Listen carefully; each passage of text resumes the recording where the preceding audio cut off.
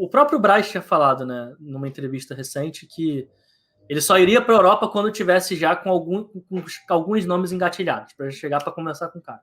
E como ele parece que está indo, então, de fato, já restringiu. E o que eu até me agradou, o Marcão, eu até falei com o Alan aqui mais no começo da live, é que restringiu em nomes que convergem, eu acho. Assim, tem uma ideia ali. Então, agora eu achei que deu uma fechada. Exato. Porque eu estava bem assustado, Pet, com os nomes que estavam saindo. E assim, Carvalhal. Aí a gente, pelo menos na minha visão, pô, beleza. É um tipo de jogo desse que a gente está habituado, que a gente quer. Aí, pô, Sampaoli, eu falei, cara, já não bate muito. Aí o Berizzo, o Berizzo é um projeto de Mourinho, via. Assim eu falei, cara, não. Aí eu fiquei maluco. Falei, cara, não dá. Aí o que esses caras estão fazendo é maluquice. Mas agora, pelo menos os nomes que estão saindo, parece que são nomes que convergem num estilo de jogo mais parecido, né? Sim, exato. E aí, só uma outra coisa em relação ao que o Alan falou, eu fiquei pensando sobre isso agora.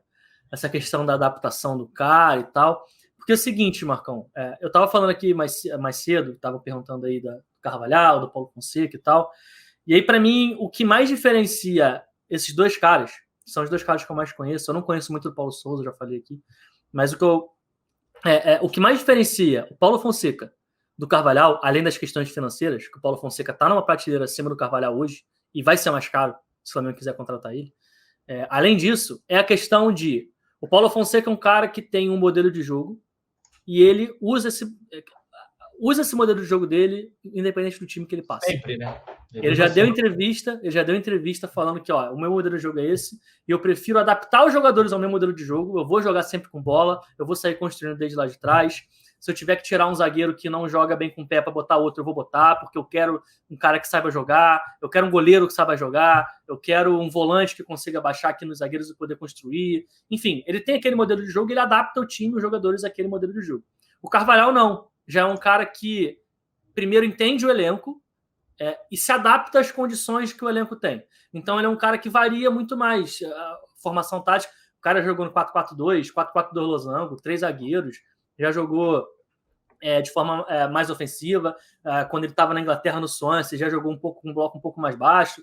É um cara que se adapta muito ao contexto, ao elenco, aos jogadores. Eu me peguei pensando, quando a Ana estava falando essa questão do tempo de adaptação, o que vocês acham que é melhor? Um cara que tem que primeiro entender e se adapta mais, ou um cara que já vem com um modelo definido e vai ser aquilo ali, ponto, acabou, e desde o dia zero o cara já trabalha da mesma forma com os jogadores? Por isso que eu acho que esse cara não tenho opinião definida sobre isso, eu queria entender a opinião. Por isso que eu acho que esse cara tem que conhecer o elenco. Esse cara tem que ser bombardeado de vídeo do Flamengo, de jogos de 2021. Eu acho que ele tem que ver, para ele saber, cara, eu sei... por exemplo, vamos lá, vou dar um exemplo bem bobo aqui, mas que pode ser que dê certo. Sei lá, o Paulo Souza. Paulo Souza tá na Polônia, galera. Vamos lá. Ele não tá vendo o Campeonato Brasileiro, irmão.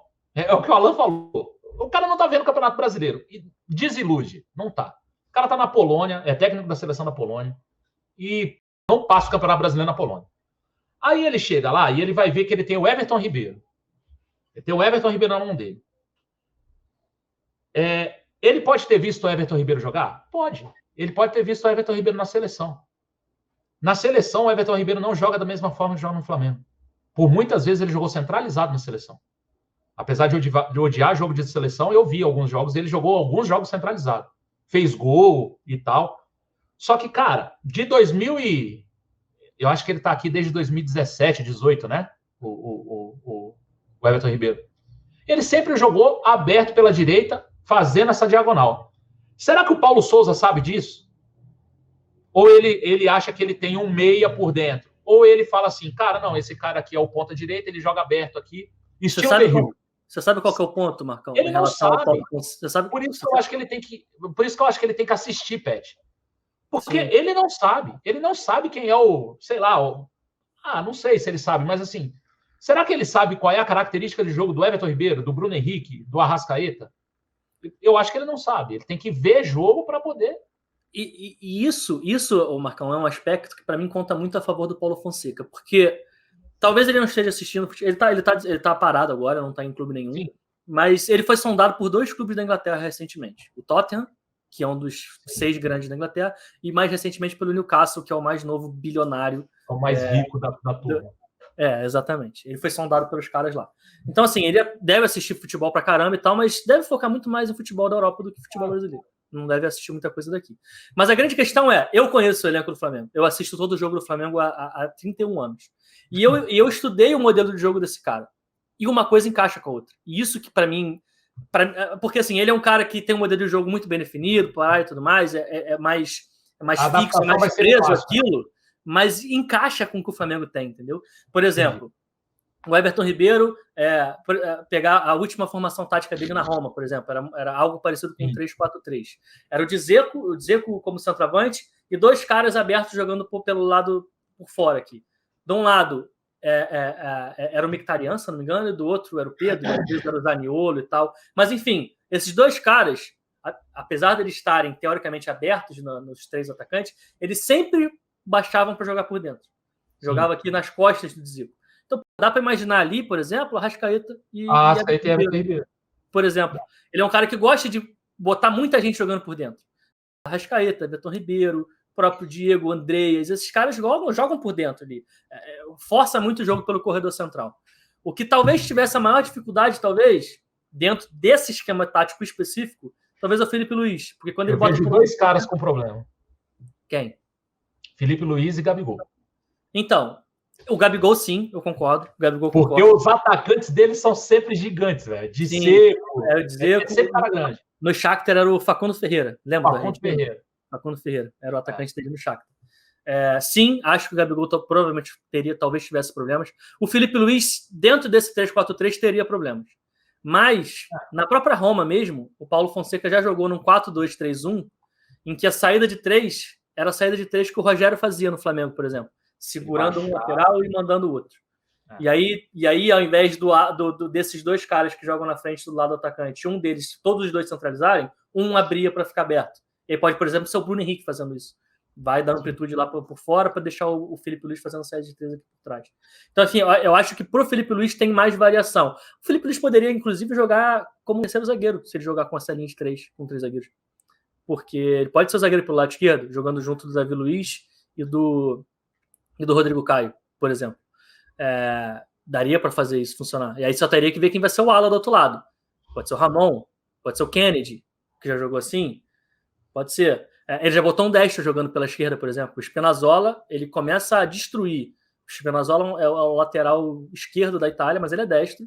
E ele começou a destruir jogando pela esquerda na Roma, jogando como ala pela esquerda lá na Roma. Então, de repente, ele poderia trazer um outro jogador. Sem obrigações defensivas tão grandes também, né? Aí é Exato. fácil de jogar, né? Assim, cara, olha como é que é impressionante, né? Assim, eu que pouco assisto futebol internacional, a gente fica meio que maravilhado ouvindo um pouquinho de vocês falando da questão tática, como o cara jogou. Aí você tenta vir aqui pro cenário nacional, você vê o abismo dessa toda que está se falando aqui há quase 2 horas de live. É incrível. E aí, nego ainda me pergunta, treinador nacional ou estrangeiro? Vocês pagam um pau para estrangeiro. Hoje eu tive que ouvir que o Cuca é estratégico, que matou todo mundo. Não tem, cara. Não tem isso que falar. E aí o Pedro até fala assim, ó, o Pedro botou Alan, não sabe de nada. Então, meu pai, essa parte tática, né? Eu entendo muito, mas muito menos do que o Pet. Mas eu também, o Pet é que manja desse negócio aqui. Eu dou umas orelhadas de vez em quando. Tá estudando igual louco para se aprimorar nisso, e eu parabenizo ele o tempo todo. Acho o moleque hoje está aí, né? É uma das referências. Todo mundo fala, não, deixa eu ouvir a análise do Pet. E isso é bem legal. E a gente aprende aqui em conjunto, porque a gente está aqui para aprender, para se desenvolver. Então, quando a gente fala um pouco de tática hoje, é graças ao que o Pet já falou, o que a gente vem acompanhando, né, das pessoas que sabem falar. E isso é importante para o torcedor rubro-negro. Porque antigamente, larga lá, bota 3 marcador, bota 3 cabeças de área. A gente foi campeão com o Papai Joel, enchendo de volante o time, estava lindo, ó. Tamo junto, é campeão, pá! A gente foi campeão em 2009 com 2 brucutu na frente da zaga ali. Era o William Cachaceiro e a do outro carniceiro lá, o Ayrton. Ayrton Carniceiro e o William, galera. Na boa. Né? Tinha o Maldonado ainda, eram 3 volantes.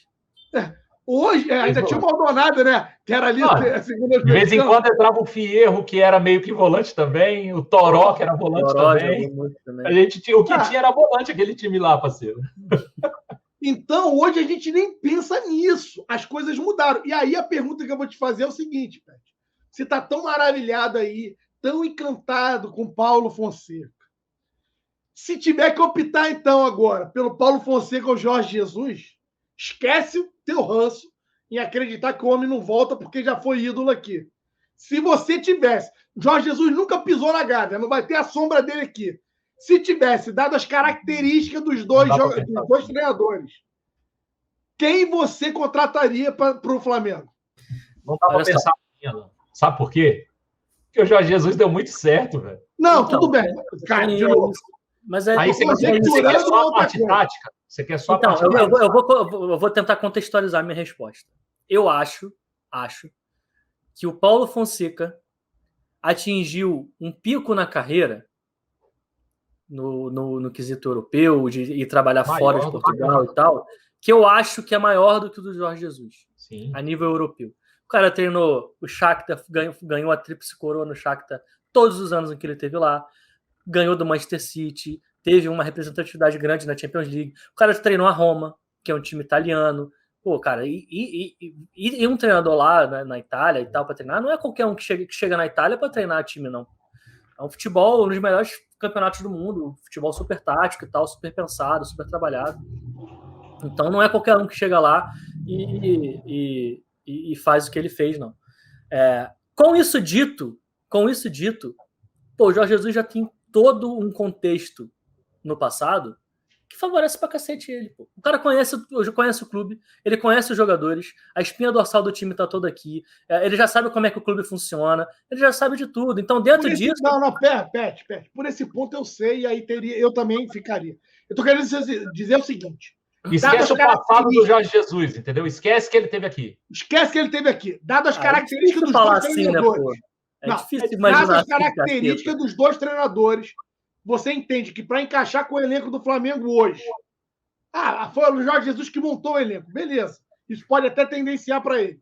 Mas, dado as características dos dois treinadores, você entende que hoje o Fonseca encaixaria mais com o elenco do que o Jorge Jesus? Não, acho que não, cara. Até porque o Jorge Jesus montou esse elenco, cara.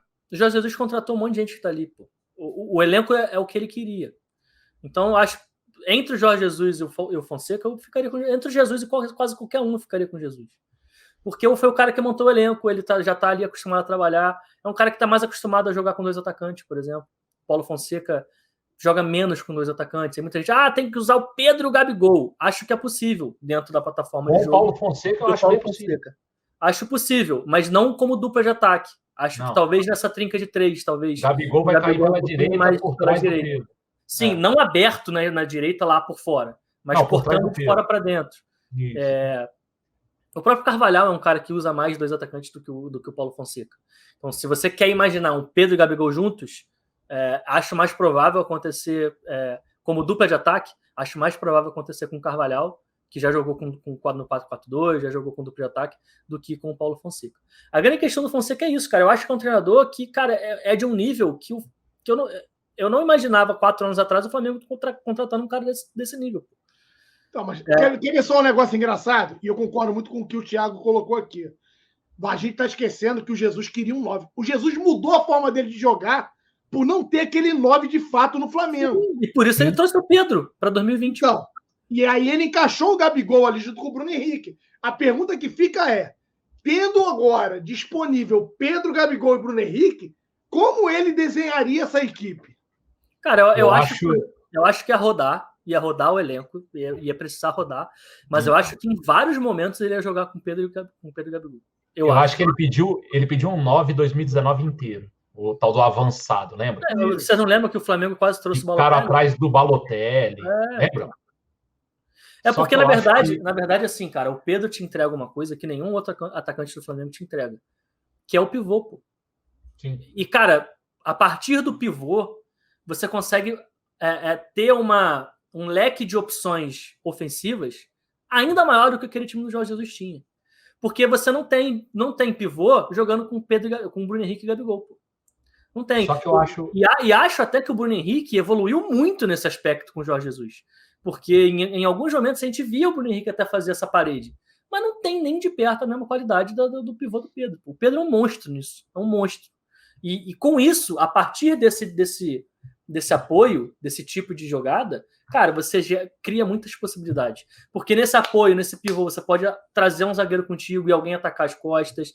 Você pode fazer esse cara receber e dar a bola para um meia, receber e ver o jogo de frente. Cara, isso te cria um mundo de possibilidades que o Flamengo de 2019, que atropelou todo mundo, não tinha. Então você imagina o Flamengo de 2019 2.0. É o que eu imaginava de 2020 do Flamengo com o Jorge Jesus, entendeu? Com o Pedro jogando. E acho que o Pedro vai ganhar minutos e vai ser titular em vários jogos, independente do treinador que chegue. Seja o Paulo Fonseca, seja o Carvalhal, por causa disso. Por causa disso. Eu acho que ele dá opções que nenhum outro atacante do Flamengo dá, que abre muito mais o leque do que você jogar com 2 jogadores mais leves, que é Gabigol e Bruno Henrique.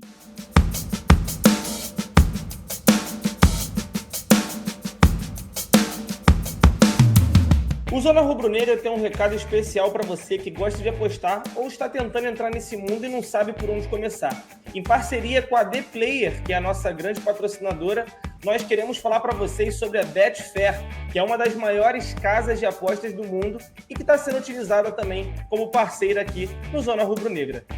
Toda terça-feira, após a Live Zona, Rodrigo Bigode e eu trazemos um programa específico para você que quer apostar e quer dicas e palpites para as rodadas do futebol ao redor do mundo. E a Betfair tem uma notícia especial para você, que é a promoção Segure Esta Bolada. Elas estão apenas elegíveis para os novos membros que estiverem se cadastrando neste momento. E quando você clicar no link que está aparecendo para você no chat agora, você vai ser direcionado para o site da Betfair.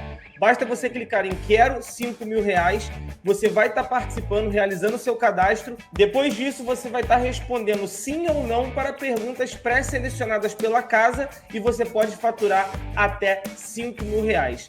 Para você saber mais sobre essa promoção, basta você ler todo o regulamento que está no site deles, tem todas as informações para você não perder nada.